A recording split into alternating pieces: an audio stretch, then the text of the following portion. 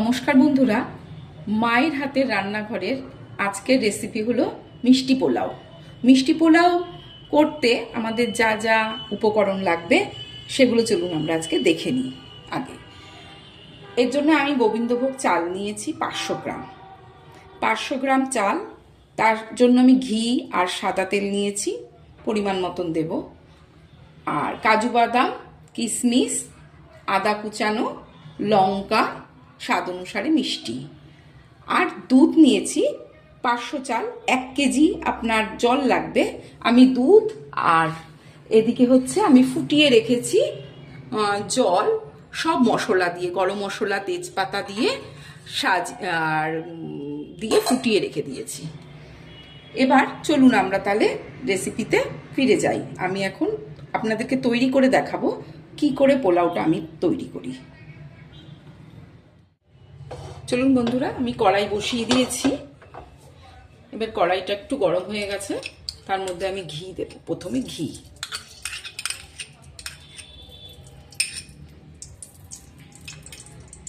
ঘিয়ের সাথে আমি একটু অল্প করে সাদা তেল দেব।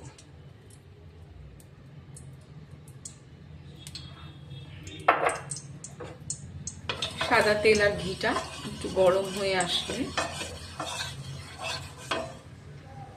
গরম হয়ে গেছে। এখন আমি এখানে চালটা দিয়ে দেবো।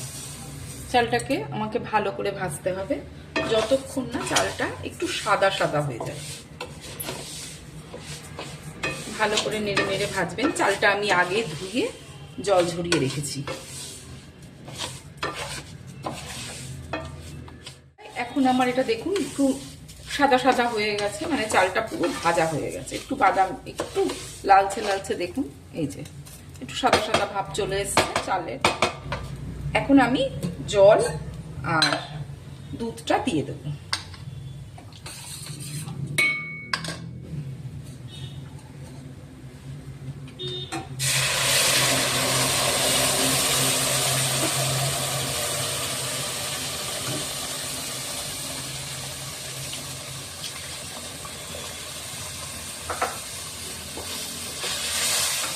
ভালো করে নেড়ে এরপরে আপনি এক এক করে এর মধ্যে সব কিছু দিতে থাকবেন।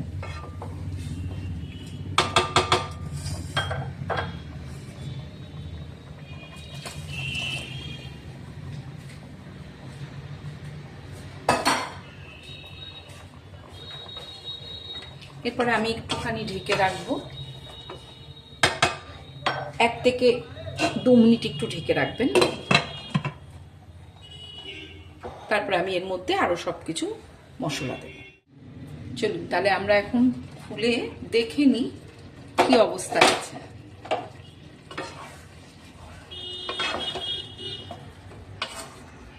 এখন আবার এর মধ্যে সবকিছু একে একে দিয়ে দেবো। প্রথমেই আমি স্বাদ মতন নুন দিলাম। এরপরে আমি, যেহেতু মিষ্টি পোলাও, তাই মিষ্টিটা একটু বেশি দেব। আপনারা আপনাদের স্বাদ অনুসারে দেবেন। আমার বাচ্চা একটু বেশি মিষ্টি পোলাও খেতে ভালোবাসে, তাই আমি মিষ্টি করেই করি। এর মধ্যে আপনি আদা কুচনো দেবেন,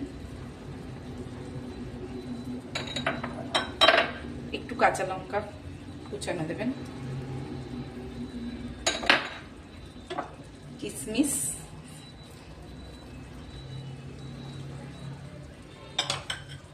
সব শেষে দেবেন কাজু বাদাম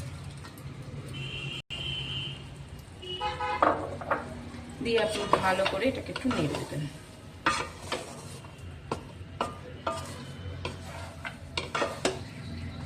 নেড়ে বন্ধুরা এটাকে 8 ঘন্টার জন্য আপনি রেস্টে দিয়ে দেবেন।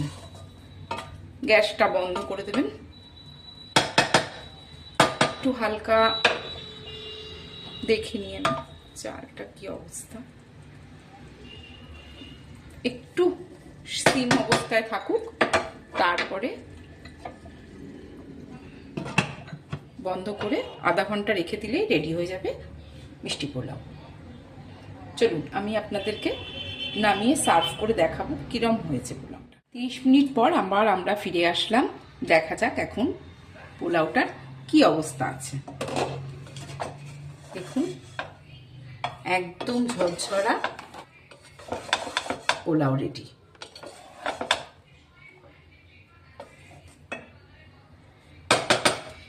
এবার বন্ধুরা এর মধ্যে আমি 1 চামচি ঘি দিয়ে 1 চামচি ঘি দিয়ে দিলাম।